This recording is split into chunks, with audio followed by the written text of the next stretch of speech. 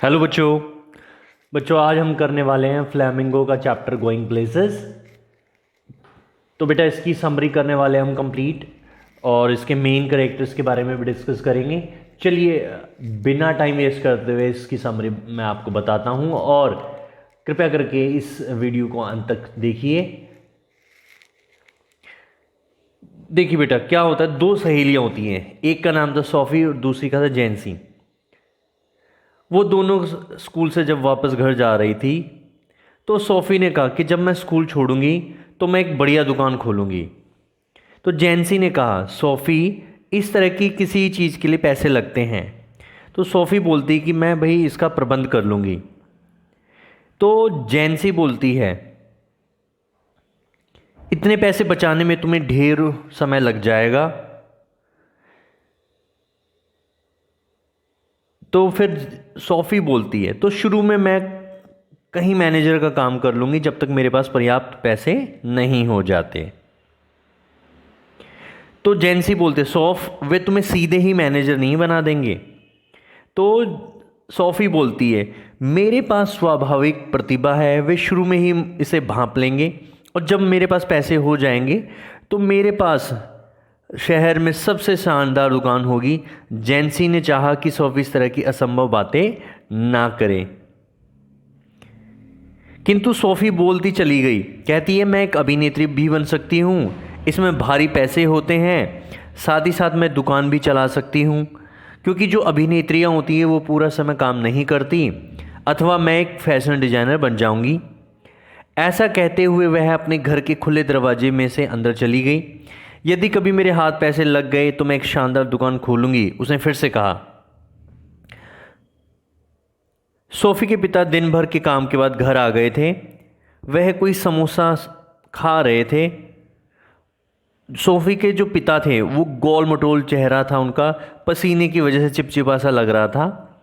वो समझती है पैसे पेड़ों पर लगते हैं, नन्हे डेरेक ने कहा। डेरेक कौन है? सोफ़ी का भाई है।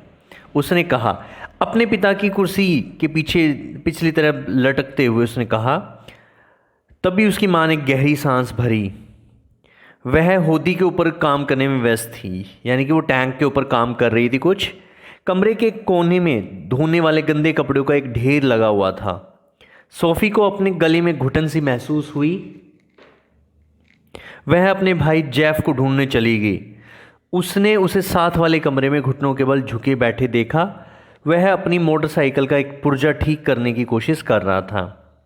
उसे स्कूल छोड़े हुए 3 वर्ष हो गए थे तथा वह काम सीखने वाले एक मैकेनिक के रूप में काम किया करता था।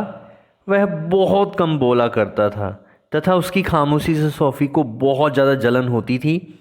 जब वह बोल नहीं रहा होता था तो ऐसा लगता था मानो वह कहीं गया हो बाहर के संसार में, ऐसी जगहों पर जहाँ जहाँ सोफ़ी ने कभी नहीं देखी थी, ऐसी जगह वो गया था। वो चाहती थी कि उसका भाई उसे अपने विश्वास में और ज़्यादा ले और किसी दिन वह उसे अपने साथ भी ले जाए। जेफ ने कहा। जेफ ने कभी भी इस पर अपना विचार व्यक्त नहीं किया था।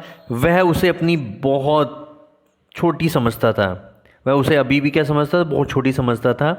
किंतु वह तो बाहरी संसार को देखने के लिए बेचैन हो रही थी। जिस दौरान जेफ अपनी मोटरसाइकिल के तेल से भरे पुर्जे को देख रहा था, सोफ़ी ने कहा मैं डैनी कैसी से मिली थी। तो जेफ बोलते कहाँ मिली थी तुम? सोफ़ी बताती बाजार में एक दुकान पर। जेफ बोलता है मुझे विश्वास नहीं होता। देखिए जब मैं ये बताती है, फिर से सोफ़ी बताती है वहाँ मैं राइसी वालों की दुकान पर खिड़की में लगे हुए वस्त्रों को देख रही थी जब कोई आकर मेरी बगल में खड़ा हो गया। तब मैंने अपना सिर घुमाया तो देखकर हैरान रह गई कि यह कौन था? डैनी कैसी था। तो भाई इस जेफ उसकी बात में इंटरेस्ट लेते हुए पूछता है ठीक है चलो बताओ तो वह देखने में कैसा लगता था। तो सोफ़ी बताती है उसकी हरी हरी कोमल आंखें हैं, वह इतना लंबा नहीं है जितना तुम सोचते होगे।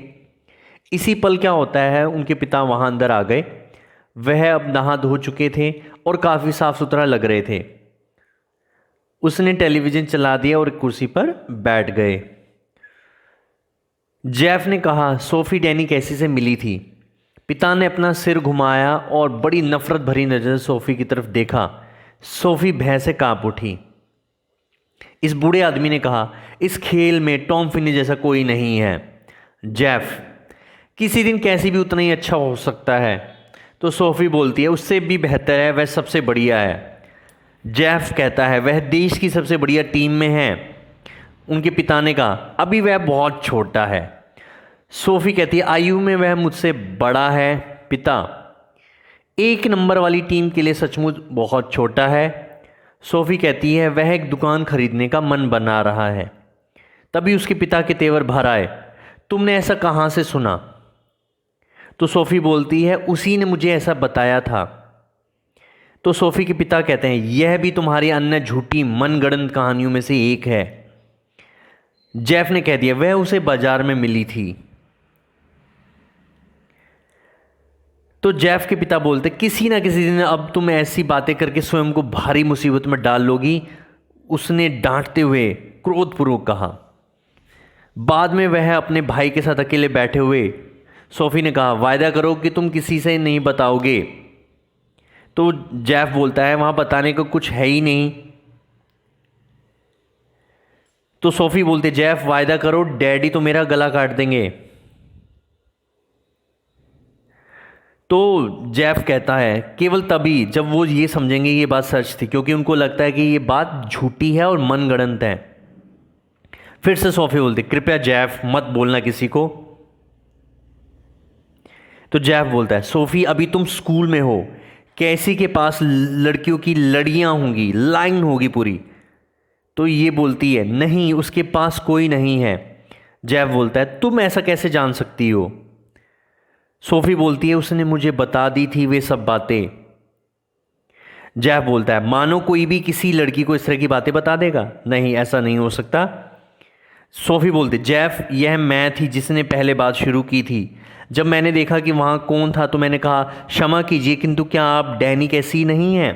वह थोड़ा चकित सा हुआ लगा और उसने कहा, हाँ आप ठीक कहती हैं। मैंने उससे नन्हे डायरेक्ट के लिए एक ऑटोग्राफ मांगा, किंतु हम दोनों के पास कोई कागज़ या पेन नहीं था, इसलिए हम थोड़ी बातें करते रहे। तब जब वह जाने ही वाला था तो उसने पूछ लिया, क्या मैं उसे अगले सप्ताह मिलने का कष्ट कर सकूंगी? निसंदेह मैंने कह दिया कि मैं उससे मिलूंगी। तो जेफ बोलता है, जैसे कि वह आ ही जाएगा, यह सबसे असंभव होने वाली बात है जो मैंने कभी सुनी हो। तभी बोलती है जेंसी, अगले सप्ताह जब जेंसी गली में सोफ़ी से मिली तो उसने कहा, यह सब क्या है जो तुम बताती फिर रही हो? तो सोफ़ी कहती, किस बारे में? तो जॉन्सी बोलती, तुम्हारे जेफ ने हमारे फ्रैंक को बताया कि तुम डैनी कैसी से मिली थी। सोफ़ी बोलती, तो हाँ मिली थी। तुम कभी नहीं मिली थी, जेंसी ने उत्तेजित स्वर में कहा। सोफ़ी टकटकी लगाए ज़मीन की तरफ देखने लगी। उस जेफ का बुरा हो, यह तो रहस्य रखने की बात थी, यह कोई ऐसी बात नहीं थी जो जेंसी जान जाए। अब पूरे पड़ोस को इसका पता चल जाएगा, उस जेफ का बुरा हो, ऐसा सोफ़ी बोलती है अपने मन ही मन। जेंसी तुम जानती हो यह गुप्त रखने की बात है। जेंसी बोलती है, मैं रहस्य बनाकर रखूंगी सौफ, यह तुम जानती हो। वास्तव में ये एक छोटी सी बात थी, मैंने उससे एक ऑटोग्राफ मांगा था, किंतु हमारे पास कोई कागज या पेन नहीं था, इसलिए कोई लाभ ना हो सका है, सोफ़ी बोलती है। फिर कहती है, अंधेरा होने के बाद वह नहर के साथ साथ एक सुरक्षित से रास्ते पर चलती हुई गई। यह नगर के निरंतर आने वाले शोरों से दूर की जगह थी। कौन जाती है इस जगह पे? सोफ़ी जाती है। यह वही जगह थी जहाँ प्रायः वह बचपन में खेलने आया करती थी। वहाँ इकलौते पेड़ के नीचे एक लकड़ी का बेंच था जहाँ कभी कभी प्रेमी जोड़े आकर बैठा करते थे। वह डैनी की प्रतीक्षा करने के लिए बैठ गई। कुछ समय तक प्रतीक्षा करते हुए वह उसके आने की कल्पना करती रही। वह नहर के किनारे देखती रही, यह देखने के लिए वह परछाइयों में से आता हुआ दिखाई दे जाए। वह कल्पना करने लगी कि जब वह आएगा तो वह कितनी उत्तेजित हो उठेगी। किंतु कुछ समय के बाद वह दूसरे ढंग से सोचने लगी कि वह शायद बिल्कुल आए ही नहीं। यहाँ मैं बैठी हुई हूँ, उसने स्वयं से कहा। यह कामना करते हुए कि डैनी आएगा। मुझे अपने अंदर संदेह की पीड़ाएं उठती हुई महसूस हो रही है। मैं उसकी राह देख रही हूँ, किंतु फिर भी उसके आने का कोई संकेत नज़र नहीं आ रहा। मुझे याद है जब जेफ ने कहा था वह बिल्कुल नहीं आएगा, और यह भी याद है कि किस तरह किसी ने विश्वास नहीं किया था जब मैंने उन्हें बताया था। मुझे समझ नहीं आता कि मैं क्या करूँगी। उन्हें अब मैं क्या बताऊँगी यदि वह नहीं आएगा। और उसको ये भी याद था कि किस तरह किसी ने विश्वास नहीं किया था जब मैंने उन्हें बताया था। मुझे समझ नहीं आता कि मैं क्या करूँगी। उन्हें अब मैं क्या बताऊँगी यदि वह नहीं आएगा। अब मुझे उदासी होने लगी है, उसने सोचा, और यह एक ऐसा बोझ है जिसे उठाए रखना मुश्किल है। इस उदासी को यहाँ बैठे प्रतीक्षा करना और यह जानना कि उसने आना नहीं है, मुझे अब अपना भविष्य दिखाई दे रहा है, तथा यहाँ कि मुझे किस तरह इस बोझ के साथ रहना होगा। निसंदेह वे सब मेरे ऊपर संदेह करेंगे जब जैसे वे हमेशा करते रहे हैं। इस प्रकार सोचते हुए वो वापस घर की तरफ चल पड़ी। मैं खाने के बाहर, यानी कि शराब बार, यानी कि वाइन जो बार के बाहर उसके पिता की बाइसिकल दीवार के साथ टिकी खड़ी हुई दिखाई दी थी, तथा उसे खुशी हुई जब वह घर पहुंचेगी तो तब वह वहां पर नहीं होंगे। सोफ़ी की यह निराशा वाली घटना उसे लंबे समय बाद तक याद आती रही और सताती रही। वह डैनी को पूरी तरह से कभी ना भूल सकी और उसे कभी अपने में शांति अनुभव नहीं हो पाई। किंतु दोष किसका था? यह एक महत्वपूर्ण प्रश्न है जो ये कहानी प्रत्येक युवा से पूछना चाहती है। तो ये क्या कहानी बेटे? ये एक मनगढ़ंत कहानी है। जो सोफ़ी है वो क्या है, एक डे ड्रीमर गर्ल है जो दिन में ही सपने देखने लगती है, बड़ी बड़ी बातें करने लगती है, जो कि रियलिस्टिक वर्ल्ड में रहती ही नहीं है। वो सपनों की दुनिया में खोई रहती है। वो डैनी कैसी को एज्यूम करती है, कल्पना करती है उसकी कि वो उससे मिलने आएगा। वो सबको मनगढ़ंत कहानी बनाती है कि वो डैनी कैसी से मिली है। तो बेटा ये कहानी थी। चलिए अब हम लोग इसके मेन कैरेक्टर्स के बारे में डिस्कस करते हैं। तो भाई इसका जो मेन कैरेक्टर है सबसे पहले वो कौन है? सोफ़ी है। ठीक है, सोफ़ी के बारे में है। सोफ़ी क्या है भाई? A highly ambitious girl. क्या है? हाईली एम्बिशियस गर्ल है। ठीक है, Sophie is a highly ambitious girl. ठीक है, और क्या है भाई? वो belongs to a poor family. Belongs to a poor family.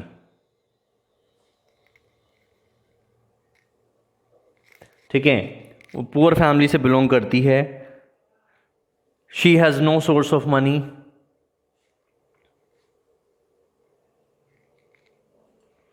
No source of any money.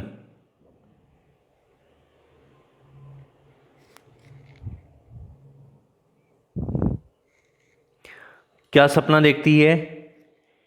She dreams of having the finest boutique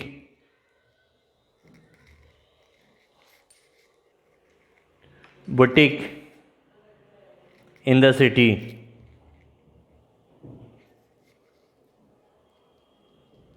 ठीक है, ये सपना देखती है।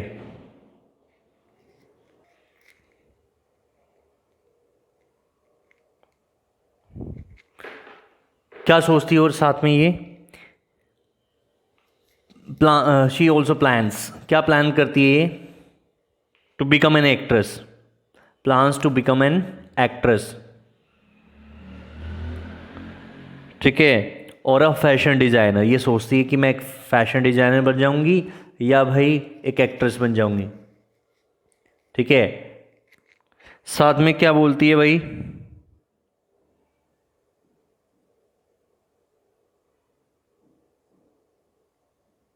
ये सारी चीज़ें क्या हैं उसकी? ड्रीम्स हैं। She is a day dreamer.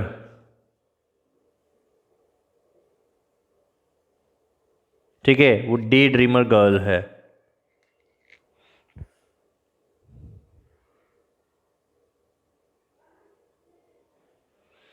तो ये सब था सोफ़ी के बारे में। अब बात करते हैं इसके नेक्स्ट कैरेक्टर के बारे में। हम बात करते हैं जैंसी। जैंसी के बारे में बात करते हैं ज़रा।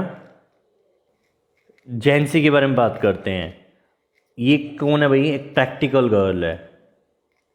उसको पता है कि उसको लाइफ में क्या करना है। A practical girl, she is a friend of Jancy, sorry she is friend of Sophie. ठीक है, ये सोफ़ी की फ्रेंड है। ये क्या करती है? She also belongs to poor family. ठीक है, ये क्या है? पुअर फैमिली से बिलोंग करती है।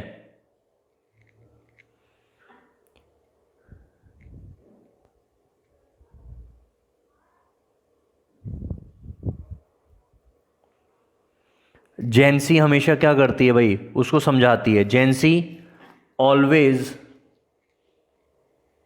Remind Sophie about reality. Reality के बारे में हमेशा उसको समझाती है। ठीक है,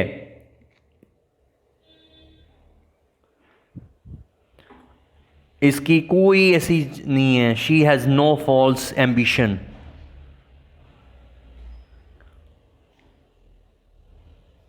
इसकी कोई ऐसे एम्बिशंस नहीं है जो फॉल्स हो। ठीक है, ये क्या है? She is a straight forward girl. She is a straight forward girl.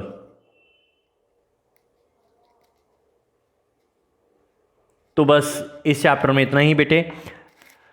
अगर ये वीडियो आपको अच्छी लगी हो तो बेटा आप इस वीडियो को ज़्यादा से ज़्यादा लाइक कीजिए एंड शेयर कीजिए। थैंक यू बच्चों, मिलते हैं नेक्स्ट वीडियो में।